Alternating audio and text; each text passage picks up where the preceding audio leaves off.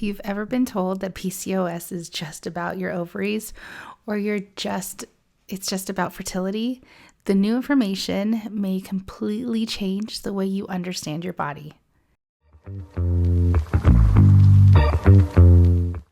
PCOS has officially been renamed PMOS. So what does that stand for? I'm so glad you asked. Polyendocrine Metabolic Ovarian Syndrome. Friends, honestly, this change matters more than most people and most women realize right now. Hi, beautiful souls. I'm Vicki, and I was diagnosed with PCOS, now named PMOS, when I was 19 years old. And I'm almost 40 now. And I was also re-diagnosed by my current OBGYN after extensive blood work. So yes, I have a lot of the physical signs and symptoms, but my OB wanted to make sure that my blood work could confirm it. The fatigue is real, the hair growth is real. There's a ton of symptoms that I want to walk you through, but overall, this video is just to inform you of the name change. And it's not just a name change. For years, the name PCOS confused a shit ton of women and even the doctors, because many of the women diagnosed with it actually had ovarian cysts. They didn't actually have it. Did I say did? I meant didn't. The old name focused on one small piece of a much bigger picture. So what researchers now understand is that this condition affects the entire body and not just our ovaries. Like, shocker here, right?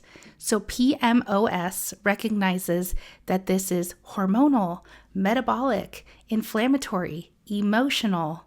It's a reproductive issue and deeper connected to all the things like insulin resistance, the fatigue, anxiety, and the weight struggle that some people have, including but absolutely not limited to the acne, the hair growth, the irregular cycles, the fertility challenges, and there's so much more.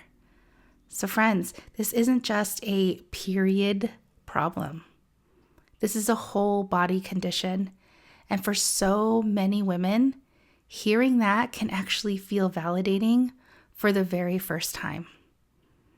One of the biggest reasons this name change matters is because it may help women to get diagnosed earlier and receive more complete care instead of feeling dismissed or misunderstood.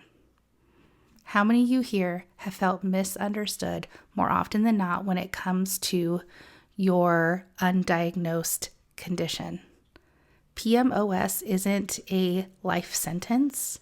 When we learn that we have it and learn the tools that we can lean into to help our bodies function more regularly.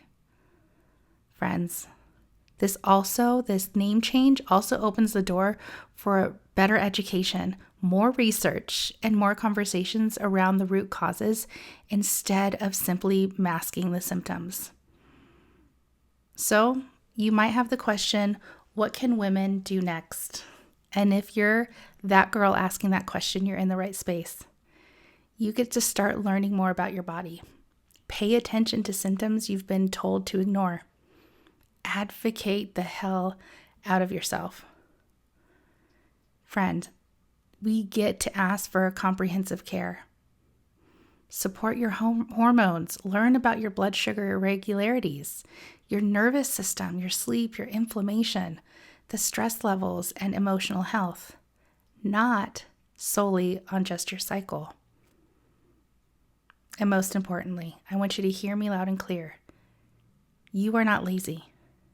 You are not broken, and your body has been trying to communicate with you for a really long time.